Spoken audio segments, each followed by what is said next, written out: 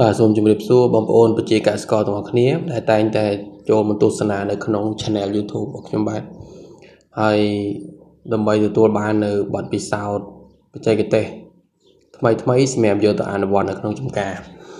ដោយឡែកថ្ងៃនេះខ្ញុំលើកឡើងទាក់ទងជាមួយការប្រើប្រាស់ប្រព័ន្ធតំណក់ទឹកដើម្បីឲ្យទទួលបាននៅ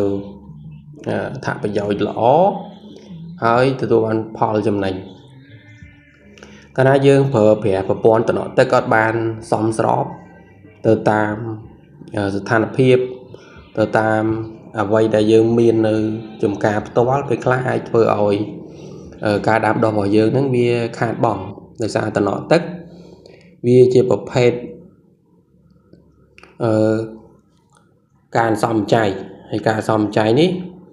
ដោយសារចន្លោះ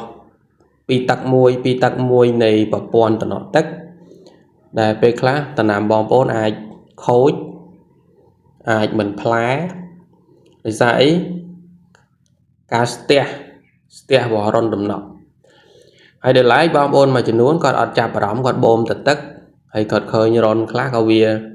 ចេញល្អទៅក៏វាហៀកាត់រងកាត់អីអញ្ចឹងទៅក៏យើងចេះដាក់ទឹកទៅហើយឃើញតំណាំមួយចំនួនក៏ស្វិតសពូនផ្លែក៏មិនល្អអញ្ចឹងទៅចេះតែហៅអ្នកបច្ចេកទេសអីទៅមើលប៉ុន្តែការពិតដោយសារយើងការស្រោចស្រពទេហើយចំណុចល្អដែលបងប្អូនគួរតែចាប់អារម្មណ៍គឺការរៀបប្រព័ន្ធតំណក់ទឹកហ្នឹងគឺបងប្អូនធ្វើយ៉ាងណាឲ្យបានមុខរបស់តំណក់ទឹកហ្នឹងមុខវាឡើងលើបងប្អូនឃើញនៅក្នុងរូបភាពដែលខ្ញុំកំពុងបង្ហាញនេះតំណក់ទឹកវានៅផ្នែកខាងលើបងប្អូនខ្លះគាត់ចាប់ផ្ដើមដាក់តំណក់ទឹកហ្នឹងចាប់ផ្ដើមផ្កាប់ចុះក្រោមអញ្ចឹងវាមិនមែនជាជំរើសល្អសម្រាប់បងប្អូនទេអញ្ចឹងបងប្អូនត្រូវចាំថាឲ្យតែមានទឹកគឺមានកកដីឯងហើយកាលណាមានកកដីបើសិនជាបងប្អូនដាក់មុខតំណក់ទឹកផ្កាប់ចុះក្រោមទៀតកកដីទាំងអស់ហ្នឹងវានឹងចាប់ផ្ដើមកកហើយទៅស្ទះតម្រងរបស់ទយោតំណក់ទឹកអញ្ចឹងបើបងប្អូនមិនដាក់វាផ្ងាឡើងលើទេតំណក់ទឹកបងប្អូនចាប់ខូចហើយជាបទពិសោធន៍របស់ខ្ញុំធ្វើការលើនេះយូរឆ្នាំមែនទែនហើយក៏ខ្ញុំតាមដានពិសោធន៍មើលតំណក់ទឹកដែលយើងដាក់ផ្ងាពីលើធ្វើឲ្យកកដីហ្នឹងវានៅខាសនៅខាងក្រោមអញ្ចឹង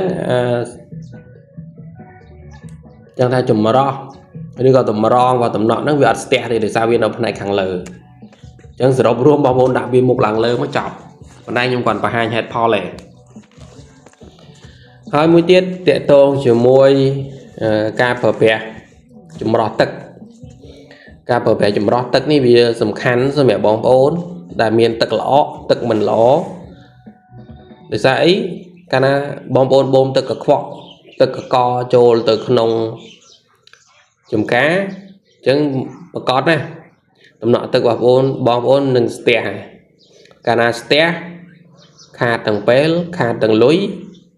ខាតគ្រប់មុខអញ្ចឹងយើងព្យាយាមយ៉ាងណាដាក់ចម្រោះទឹកឲ្យវាច្រោះកកដីទោះថាមិនបាន 100% ក៏បានទៅ 80% អីដែរឬក៏ 50% អីដែរតែយើងថាវាយកសាមញ្ញអញ្ចឹងបងប្អូនគួរតែប្រើប្រាស់នៅចម្រោះទឹកឲ្យបានត្រឹមត្រូវហើយរៀបទៅតាមក្បួនតាមຂະຫນាតវាមកអញ្ចឹងធ្វើឲ្យទយោតំណក់ទឹកយើងវាមានដំណើរការល្អធ្វើឲ្យដំណាំវាលូតលាស់បានល្អដែរអញ្ចឹងសំខាន់ណាស់តែកាលណាដាក់តំណក់ទឹកហើយទឹកមិនគ្រប់ឬក៏ទឹកវាដើមមិនល្អបងប្អូនចង់ខាតហើយបាទអូខេខ្ញុំមានប៉ុណ្្នឹងទេអរគុណច្រើនសម្រាប់បងប្អូនបាទ